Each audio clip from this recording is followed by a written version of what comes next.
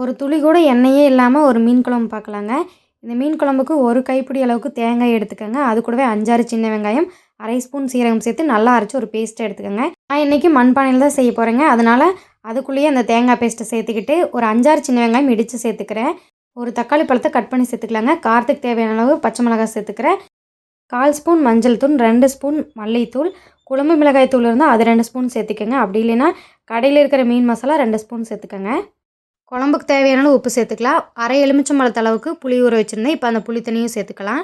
இப்போ இது எல்லாத்தையுமே நம்ம கையால் தான் கலந்து விட போகிறோங்க. தக்காளி எல்லாம் பச்சையாக இருக்கிறதால நல்லா பிசைஞ்சு எடுத்துக்கலாங்க. பச்சை மிளகாய் அதே மாதிரி தான் நல்லா பிசைஞ்சு எடுத்துக்கிட்டோன்னா அது நல்லா மிக்ஸ் ஆயிரும். அதோட ஃப்ளேவரே நல்லா இருக்குங்க. இப்போ இது எல்லாமே பச்சையாக தான் இருக்குங்க. இது கூடவே நம்ம குழம்புக்கு எடுத்து வச்சுருக்கிற மீனையும் சேர்த்துக்க போகிறோம். அதுக்கப்புறமா தான் நம்ம அடுப்பில் வைக்க போகிறோம். நான் இன்றைக்கி மண் பாத்திரத்தில் செய்கிறேங்க. அதனால சூடு கொஞ்சம் கொஞ்சமாக தான் அதிகமாகி அதுக்கப்புறமா தான் கொதிக்க ஆரம்பிக்கும். கரெக்டாக நல்லா கொதிக்கும்போது ஒரு 3 நிமிஷம் மட்டும் கொதிக்க வைங்க. கொஞ்சம் நேரம் விட்டோன்னா நல்லா நுரக்கட்டி இந்த மாதிரி கொதிக்குங்க. இதுக்கப்புறமா நம்ம லோ ஃப்ளேமில் விட்டுட்டு ஒரு 5 நிமிஷம் கழித்து பார்க்கலாங்க. நம்ம 5 நிமிஷம் கழித்து ஓப்பன் பண்ணி பார்க்கும்போது குழம்பு ஓரளவுக்கு நல்லா திக்காக இருக்குங்க. அந்த மீனும் ஓரளவு வெந்திருக்கும். நம்ம இந்த டைமில் கரண்டி போட்டெல்லாம் கலக்கக்கூடாது.